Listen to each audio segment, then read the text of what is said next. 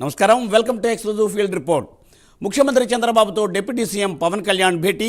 పోలవరం ప్రాజెక్టును సందర్శించిన ముఖ్యమంత్రి చంద్రబాబు గాంధీ భవన్లో హైదరాబాద్ జిల్లా కాంగ్రెస్ పార్టీ విస్తృత స్థాయి సమావేశం. డ్రగ్స్ కేసు వివరాలు వెల్లడించిన Rachakonda CP.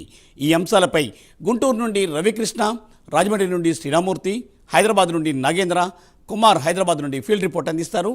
Welcome to all. ముందుగా మనం గుంటూరు వెళ్దాం. సచివాలయంలో సీఎం చంద్రబాబుతో డిప్యూటీ సీఎం పవన్ కళ్యాణ్ భేటీ అయ్యారు. తాజా రాజకీయ పరిణామాలపై ఇరువురు నేతలు చర్చించారు. నాగబాబును మంత్రివర్గంలోకి తీసుకోవాలని ఇప్పటికే చంద్రబాబు నిర్ణయించారు. నాగబాబు ప్రమాణ స్వీకార తేదీపై చర్చించారని తెలియవస్తోంది. నామినేటెడ్ పదవుల తుది జాబితాలో ఇతర కీలక అంశాలపైన కూడా చర్చించినట్లు సమాచారం. దీనిపై ఎక్స్క్లూజివ్ ఫీల్డ్ రిపోర్ట్ గుంటూరు నుండి రవికృష్ణ అందిస్తారు. రవికృష్ణ. మూర్తి, ఏదైతే సచివాలయంలో ఒక కొద్దిసేపటి క్రితమే CM Chandrababu deputy CM Pawan Kalyan భేటీ అయితే పూర్తయినట్లుగా కూడా తెలుస్తుంది. ప్రధానంగా కూడా ఆ సచివాలయంలోని వన్ బ్లాక్లో ఈ భేటీ అయితే జరిగింది.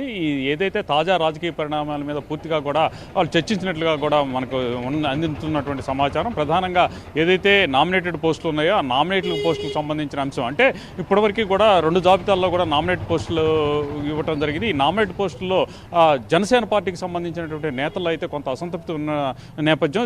ఈ పరిస్థితుల్లోనే వచ్చేటువంటి జాబితా ఏదైతే ఉందో ఆ జాబితాలో కొంతవరకు కూడా జనసేన పార్టీకి సంబంధించినటువంటి నేతలు ఎవరైతే ఉన్నారో వాళ్ళకి ప్రయారిటీ ఇచ్చే దిశగా కూడా చర్చించినట్లుగా కూడా తెలుస్తుంది. అలాగే ఈ మధ్య జరిగినటువంటి నీటి సంఘాల ఎన్నికలు ఏవైతే ఉన్నాయో నీటి సంఘాల ఎన్నికలకు సంబంధించి పూర్తిగా కూడా కూటమి ప్రభుత్వానికి సంబంధించినటువంటి అభ్యర్థులే దాంట్లో ఘన విజయం సాధించారు. కొన్ని చోట్ల అనానమస్ కూడా అయినటువంటి పరిస్థితి.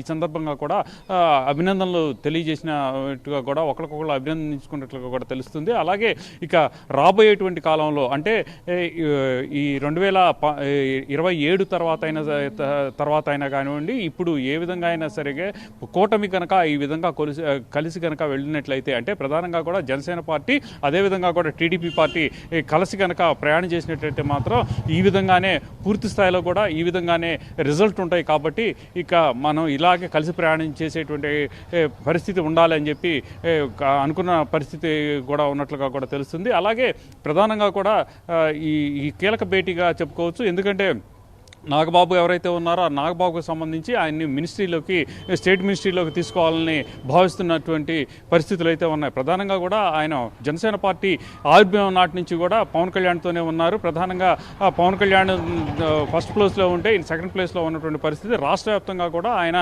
అనేక చోట్ల పర్యటనలు చేయటం, అదేవిధంగా కూడా పార్టీకి సంబంధించినటువంటి నాయకులు కార్యకర్తలు ఎవరైతే ఉన్నారో వాళ్ళందరినీ కలవటం, పార్టీని మరింత బలోపేతం చేసేందుకు కూడా కృషి చేశాడు. ఆ సందర్భంలోనే ఏదైతే 2024 ఎన్నికలకు సంబంధించి అనకాపల్లి నుంచి ఆయన ఎంపీగా పోటీ చేస్తారని పూర్తిగా కూడా అందరూ భావించారు. అదేవిధంగా కూడా ఖరారైనటువంటి నేపథ్యం. అయితే ఎప్పుడైతే ఎన్డీఏ కూటమిలోకి పార్టీలు ఎన్డీఏ కూటమిగా ఏర్పడినటువంటి తరుణంలో పొత్తు ధర్మాన్ని పాటిస్తూ కూడా అక్కడ ఏదైతే అనకాపల్లికి సంబంధించినటువంటి ఎంపీ సీట్ ఏదైతే ఉందో ఆ ఎంపీ సీట్ని ఈ త్యాగం చేయాల్సినటువంటి పరిస్థితి ఏర్పడింది. ఈ నేపథ్యంలోనే ఆ సీట్ని అయితే మాత్రం సీఎం రమేష్కి కేటాయించారు. సీఎం రమేష్ అక్కడి నుంచి విజయం సాధించినటువంటి పరిస్థితి. ఈ మధ్యనే పవన్ కళ్యాణ్ ఢిల్లీ వెళ్ళినటువంటి సందర్భంలో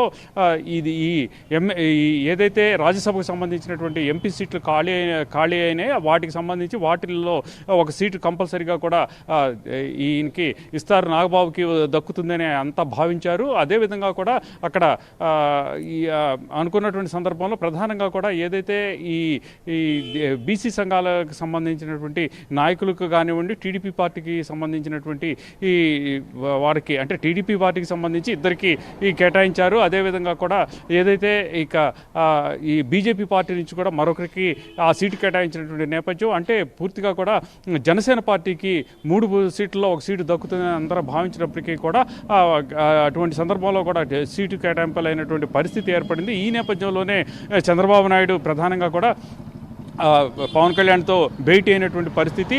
అంతకుముందు అంటే ఒక 15 రోజుల క్రితం పవన్ కళ్యాణ్తో భేటీ అయినటువంటి సందర్భంలో ఈ నాగబాబుకి మంత్రివర్గంలో స్థానం కల్పిస్తామన్నట్లు కూడా తెలిసింది. ఆ తర్వాత ఈరోజు జరుగుతున్న భేటీ, ఆ తర్వాత జరుగుతున్నటువంటి ఈ డిప్యూటీ సీఎం భేటీల్లో కూడా ఇదే ప్రధానంగా కూడా అంశం వచ్చినట్లుగా కూడా తెలుస్తుంది. దీనికి సంబంధించి ఏదైతే ఇక నాగబాబుకి సంబంధించి నాగబాబుకి దీంట్లో మంత్రివర్గంలో తీసుకునేందుకు కూడా సుగమమైనట్లుగా కూడా తెలుస్తుంది. అదేవిధంగా కూడా ఏ స్థానం కేటాయించాలి, ఎప్పుడు అతన్ని మంత్రివర్గంలోకి తీసుకోవాలి అనే దాని మీద కూడా చర్చించినటువంటి పరిస్థితి అయితే కనపడుతుంది. ప్రధానంగా కూడా ఈ నాగబాబు అయితే మాత్రం ఇక పార్టీకి సంబంధించి మొట్టమొదటి నుంచి కూడా అండగా నిలబడ్డారు. అదేవిధంగా కూడా పార్టీకి సంబంధించి అన్ని విషయాల్లో అంటే పార్టీని బలోపేతం చేయడం దగ్గర నుంచి పార్టీకి సంబంధించిన కార్యక్రమాలని చేయించే విధంగా కూడా అన్ని చోట్ల పవన్ కళ్యాణ్కి వెళ్ళేటువంటి పరిస్థితి లేనటువంటి సందర్భంలో కూడా ఈయన అక్కడికి వెళ్ళటం, అక్కడికి వెళ్ళి వాళ్ళతో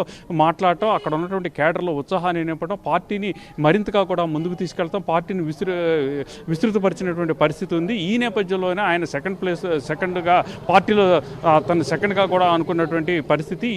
అటువంటి సందర్భంలో పూర్తిగా కూడా ఆయనకైతే మాత్రం ఏదైతే మంత్రివర్గంలో స్థానం దక్కుతుందని అందరూ భావించారు. మొట్టమొదటిసారి ఆయన ఎంపీగా పోటీ చేస్తారు అనకాపల్లి నుంచి పోటీ చేసిన తర్వాత ఆయనకి ఒకవేళ కేంద్ర మంత్రిగా అవకాశం కూడా వస్తుందని అందరూ భావించారు. కానీ పొత్తు ధర్మాన్ని కారణంగా కూడా ఆయనైతే మాత్రం ఆ పోటీ నుంచి తప్పుకోవాల్సిన పరిస్థితి ఉంది. తర్వాత సీఎం రమేష్ అయితే ఎంపీగా అయినటువంటి పరిస్థితి. ఆ తర్వాత కంపల్సరీగా కూడా ఏదైతే పొత్తు ధర్మాన్ని పాటిస్తూ తన సీటును త్యాగం చేసినటువంటి నాగబాబుకు మాత్రం న్యాయం చేస్తామని చంద్రబాబు మొట్టమొదటి నుంచి చెబుతున్నారు. ఈ నేపథ్యంలోనే రాజ్యసభకు సంబంధించి ఏదైతే ఈ సీటు వస్తుందని అందరూ భావించారు, దక్కుతుందని అందరూ భావించారు. కానీ ఆ పదవి అయితే దక్కలేదు.